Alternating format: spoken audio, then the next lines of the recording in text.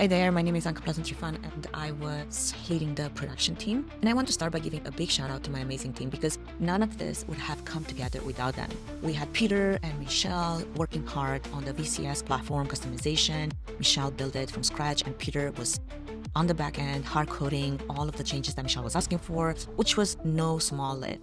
And then Michelle also handled the Snapside integration. Jennifer trained and integrated chat base so the bot could respond with context to the user's inquiry. And then Pete kept our run of shows and agendas updated and sharp. And then Liz jumped in and she followed my instructions step by step to create the Slack app, which I then controlled through Cloud Code, GitHub, and Heroku. And what makes me the proudest is that everyone on this team pulled their weight. They learned brand new skills and embraced the challenge. And this is the best team I could wish for.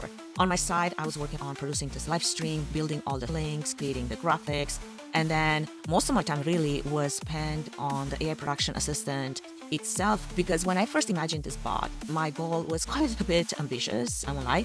I wanted a production copilot that could eventually run a full Q2Q of the entire show, triggering cues, overlays, and reminders automatically. Now, that was the dream, and I'll admit, I ran out of time to vibe code that piece. But what I did build was still a powerful working assistant. Instead of just being a cool demo, it turned into a Slack-based project management system. You can type in with natural language and it would break that into structured tasks with due dates and priorities tied to our hackathon timeline. It then ran a gap analysis, flagged risk, tracked the critical path, and sent proactive reminders. And then it synced into a real-time dashboard where we could see task completion percentages, overdue items, and a live countdown to event date.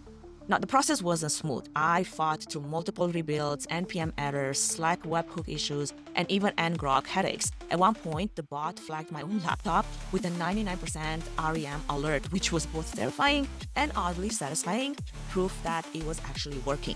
Now, from a user standpoint, the team could stay in Slack, in the workflow, and then manage their tasks without having to switch a bunch of tools. So in the end, this grew into over 3,500 lines of code, 40 commits, 40 Heroku deployments, a real system, not just a prototype. And I would say the fact that everyone embraced it, it was a really good win, and I am very proud of that. And with that, I'll hand it over to Jennifer so she can share how she trained the bot.